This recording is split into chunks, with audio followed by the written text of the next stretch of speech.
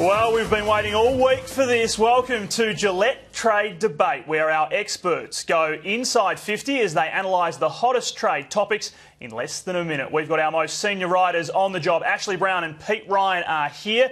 And guys, we're going to get straight into it. Pete, you can open the batting. This one's gained a lot of interest. Ben McAvoy, were the Saints crazy to trade him? Short answer, Matt, no.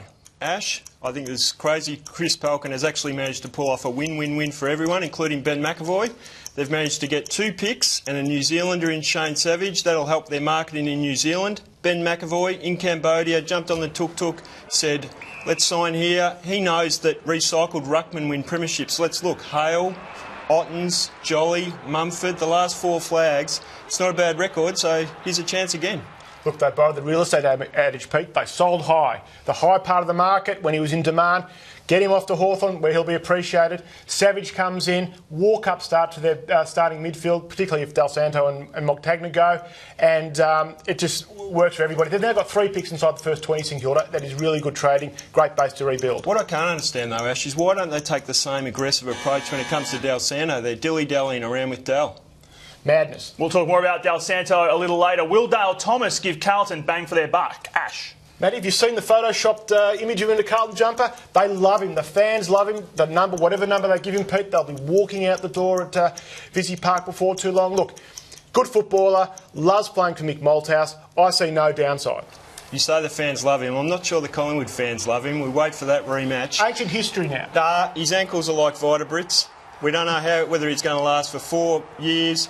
Does he really need to have a kick-to-kick with Mick to play good footy? Look, I love Daisy. I'd love to see him go really well. He's a super player in big games. He kicked 3 goals in the West Coast final a couple of years ago. We know what he's capable of, but I'm worried for him. He had to even bring David Butterfant with him to help him get through. I mean, how many Collingwood players can Carlton get? I guess the pertinent question is how many doctors did it take to sign up before they got the all-clear on the ankle? So that is a big they might have seen Steve Johnson's performance in the prelim and know, oh, well, ankles, don't worry about it. All right, moving on. Was the Lance Franklin deal a good move by the Swans, Pete? Best $10 million they'll ever spend. They've got the Buddy brand for 9 years. I mean, will he, won't he? Who's he going out with? Is he on Bondi Beach? It's all fantastic fodder for Sydney for the next 9 years. 2022.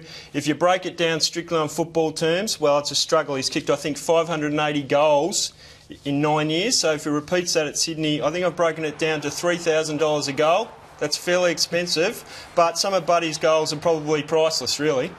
My worry with Buddy, and I love the guy, people know me know that, is that... You love him too much. Well, my worry is that he's not going to last a night. He's going to be compared to Alistair... You heard him. Well, he's going to be compared to Alistair Lynch, who the 10-year contract. What Lynch could do at the end, apart from throwing haymakers, was take a good overhead mark. Yep. My worry with Buddy, he doesn't take an overhead mark. Yep. So when his athleticism goes in 6-7 years, I don't know how good he's going to be playing out the goal square. You make a good point, but it doesn't matter what he does on the field anymore. He's $10 million and we're already looking at Sydney.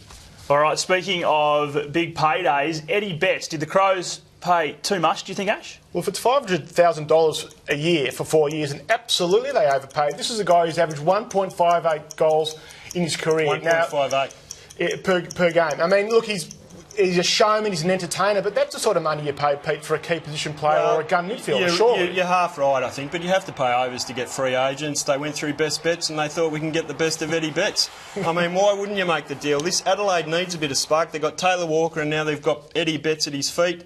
If Taylor Walker starts dropping a few marks, then he's got someone to crumb. Porplesia, the porpoise. Looks pretty good to me. Maybe the extra $100,000 is to pay for extra material for his shorts, Pete. That might be where it goes. That's true. Well, he might be wearing tracksuits the way he's going at the moment.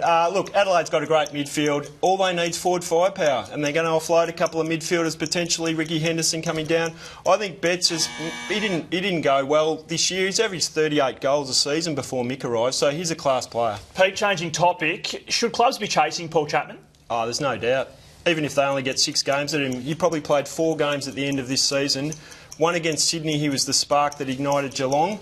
Port Adelaide, he won them a final. If he'd been playing in the prelim final, imagine whether Hawthorn would have got to that grand final, Ash. I know you know that Chappie would have been the difference, and we all know that. I don't know actually why Geelong aren't more aggressive in their trading. They could have hung on to Chappie and said, let's trade him. I think Chapman, people love him. He's charismatic and he's dynamic. And I think he's going to go to Western, and I think Mark Thompson's comments yesterday suggest they're going to go really hard at him. Yep. But imagine if he went to Hawthorn. You play him at Box Hill for most of the year. You bring him back for the games against Geelong and in the finals. You are a cruel man. You've never forgiven Chappie, have you? He said that he never leads to... He still hasn't played in the losing team against Hawthorn. No, and he'll take that to his grave, Chappie. He's probably now arrive at Essendon. You'll probably play them in the grand final, and you'll face Chappie kicking the winning goal. Bad luck, Hawks. Now, we already talked a little bit about Nick Dal Santo. Should the Saints hold on to him, Ash? Not only should they get rid of, or should they trade Dal Santo, Lee Montagna should go with him. Trade them out, get more draft picks. This is a team in a rebuild, and St Kilda supporters are prepared for the rebuild. So get on with it.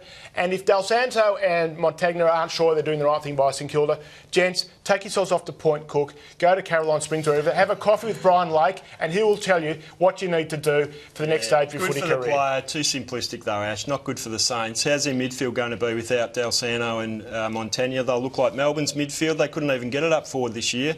They have Jack Stevens as their premier midfielder. They'll have someone sitting on him. They'll have Shane Savage. They'll have Armitage. It's not exactly an inside 50 machine there. I don't know. I think St Kilda have to be very careful getting rid of both Montagna and Dal Santo. I would move them on.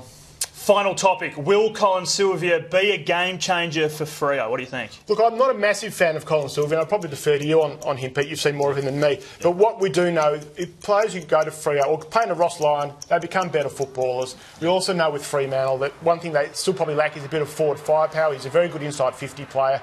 So I'd say on balance, it's probably a very good move for player in club that he made the move. Match winner Colin Sylvia, and he needed to get out of Melbourne. He's won 48. He's been part of a winning team 48 times in 157 games. The poor bloke needed a change. He goes to a grand finalist, a chance to win a premiership. Imagine if they had had Colin Sylvia inside 50 this year. His ball use at the end during the grand final would have been much better than anyone displayed on the day. He's classy and his best tips them over the line. I reckon they're a real premiership threat, and Colin Sylvia could be just that 1, 2, 3% difference. It could make all the difference. They'll average 9, 10 goals in grand finals, Ross Lyon team, so the more scoring power they've got, the better. Supporters watching Colin Sylvia win a premiership, that would be hard to take. That went fast, boys. Did you have fun? Well, trade's fun. Trade is fun, actually. It's the best time of the year if you're barracking for a team that's not made the finals. We'll leave it to you at home to judge who won. Use the hashtag Trade Debate. We are all on Twitter. You can join the conversation all weekend using that hashtag Trade Debate. Our thanks to Peter Ryan and Ashley Brown. You have been watching the Gillette Trade Debate. Back for another one next Friday. See ya.